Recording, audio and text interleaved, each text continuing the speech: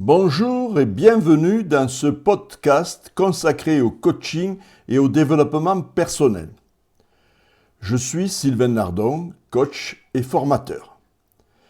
Dans chaque épisode, je vous propose de mieux comprendre certains mécanismes, certaines attentes, certains blocages pour vous aider à avancer de façon plus juste, plus lucide, plus alignée. Aujourd'hui, je voudrais vous parler d'un sujet important parce qu'il y a encore beaucoup de confusion autour de lui. Il s'agit du coaching, ce que vous pouvez réellement en attendre et ce qu'il ne fera jamais à votre place. Le mot coaching est aujourd'hui partout. On le retrouve dans les entreprises, dans les parcours de reconversion, dans les périodes de doute, de transition, de fatigue ou de remise en question. Beaucoup en parlent et beaucoup y projettent ainsi des attentes très différentes. Pour certains, le coaching est un espace pour clarifier une situation. Pour d'autres, une aide pour dépasser un blocage. Pour d'autres encore, presque une promesse de transformation rapide. Et c'est souvent là que la confusion commence.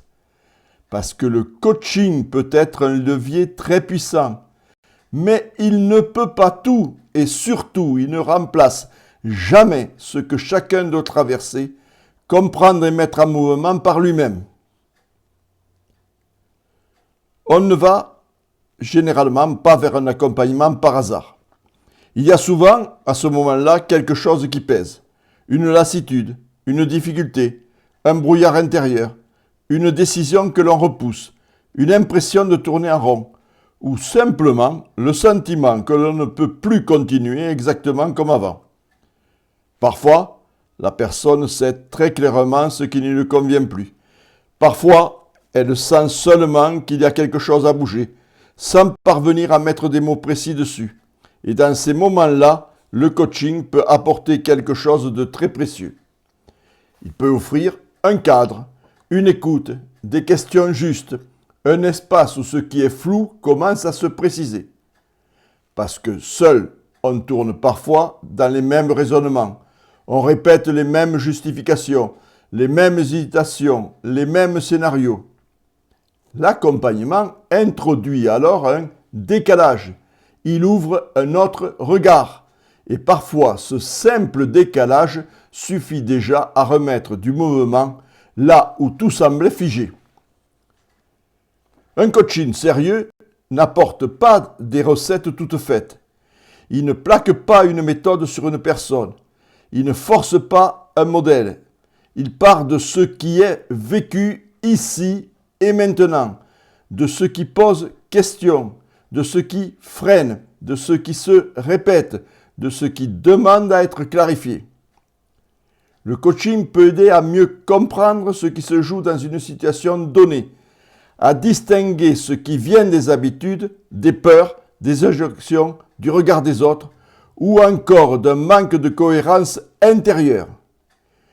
Il peut permettre de retrouver de la clarté, de mieux se situer, de redonner du sens à une décision, de passer d'une intuition floue à une action plus assumée. Il aide aussi à sortir d'une posture passive. Beaucoup de personnes arrivent en coaching avec l'impression de subir leurs réactions, subir leurs hésitations, subir leurs blocages, subir leur fatigue, subir parfois même leur environnement. Le travail consiste alors à leur permettre de redevenir actrices de leur cheminement, pas en les brusquant, pas en les culpabilisant, mais en leur redonnant d'abord un pouvoir de lecture, puis un pouvoir d'action. Il faut savoir ce que le coaching ne fera jamais. C'est ici qu'il faut être très clair. Le coaching ne prendra jamais une décision à votre place. Il ne choisira pas pour vous. Il ne supprimera pas vos peurs par magie. Il ne remplacera pas votre engagement. Il ne fera pas disparaître en quelques séances tout ce qui s'est construit pendant des années. Il ne vous évitera pas l'inconfort du changement. Il ne parlera pas à votre place. Il n'osera pas à votre place. Il n'agira pas à votre place. Et c'est précisément là que se situe sa valeur. Parce qu'un accompagnement qui ferait à votre place ne vous ferait pas grandir. Il vous rendrait dépendant. Il vous soulagerait peut-être un temps, mais il ne vous aiderait pas à retrouver votre propre capacité de discernement, de choix et de mouvement. Le coaching n'a pas vocation à prendre le pouvoir sur votre trajectoire. Il a vocation à vous aider à reprendre le vôtre. Parfois, sans le dire, aussi directement, certaines personnes arrivent avec une attente. Être débloqué rapidement, être rassuré durablement, être presque réparé sans avoir à traverser ce qui les travaille vraiment. Cette attente est profondément humaine. Quand on doute, quand on souffre, quand on se sent perdu, on aimerait qu'une parole juste, qu'un échange fort, qu'un déclic suffise à tout remettre en ordre. Mais le coaching n'est pas un raccourci. C'est un espace de travail, un espace vivant, un espace parfois exigeant, parfois confrontant, souvent éclairant. Il peut beaucoup, oui, mais à une condition, que la personne accepte d'entrer réellement dans son propre processus. Cela ne veut pas dire qu'il faut être parfait, ni prêt, ni totalement sûr de soi. Cela veut dire autre chose, être impliqué, venir avec une part d'ouverture, accepter de regarder ce qui se joue, essayer, ajuster, revenir, se confronter parfois à ce que l'on évitait jusque-là. Dans le coaching, il y a bien une responsabilité partagée, mais elle n'est pas symétrique.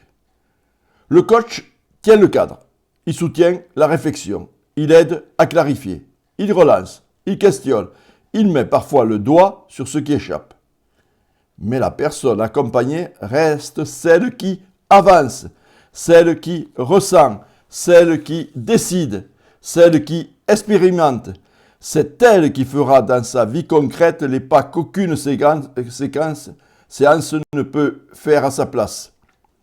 Et ce point est essentiel parce qu'il redonne au coaching sa juste place. Ni baguette magique, ni simple conversation, ni dépendance, ni solution miracle. Un véritable accompagnement est un espace où l'on peut mieux se comprendre, retrouver des repères, sortir d'une impasse, remettre du mouvement, mais ce mouvement doit ensuite être incarné, éprouvé, assumé.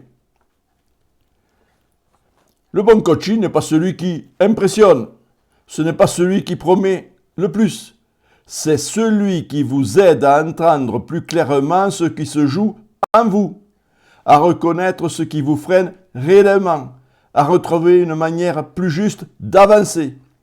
Il ne vous retire pas l'effort du chemin. Il vous aide à ne plus marcher à côté de vous-même. Et c'est aussi pour cela qu'un coaching peut être profondément transformateur. Non pas parce qu'il agit à votre place, mais parce qu'il vous remet en contact avec votre propre capacité d'action, de discernement et de choix. Il ne vous enlève pas votre part de responsabilité. Il vous aide à la reprendre, sans vous écraser sous son poids. En conclusion, je peux vous dire qu'attendre quelque chose d'un coaching est légitime. Quand on entreprend une démarche d'accompagnement, on espère souvent y trouver de la clarté, du soutien, une aide pour avancer. Et cette attente est saine. Mais attendre qu'il fasse ce que vous seul pouvez engager conduit souvent à la déception. L'enjeu n'est pas qu'il fasse à votre place. L'enjeu est qu'il vous aide à devenir plus lucide, plus aligné, plus libre dans ce que vous choisissez de faire. Et cela, aucune méthode, aucun outil, aucun professionnel ne peut vous l'imposer. En revanche, un accompagnement juste peut vraiment vous y conduire. Si ces questions vous parlent, je les développe dans mon livre Votre coaching individuel, développer votre potentiel et transformer votre vie avec une approche concrète et accessible. Vous trouverez les liens en commentaire. Et si vous souhaitez découvrir mon approche de l'accompagnement, vous pouvez également visiter mon site. Merci pour votre écoute et à très bientôt pour un prochain épisode consacré au coaching et au développement personnel.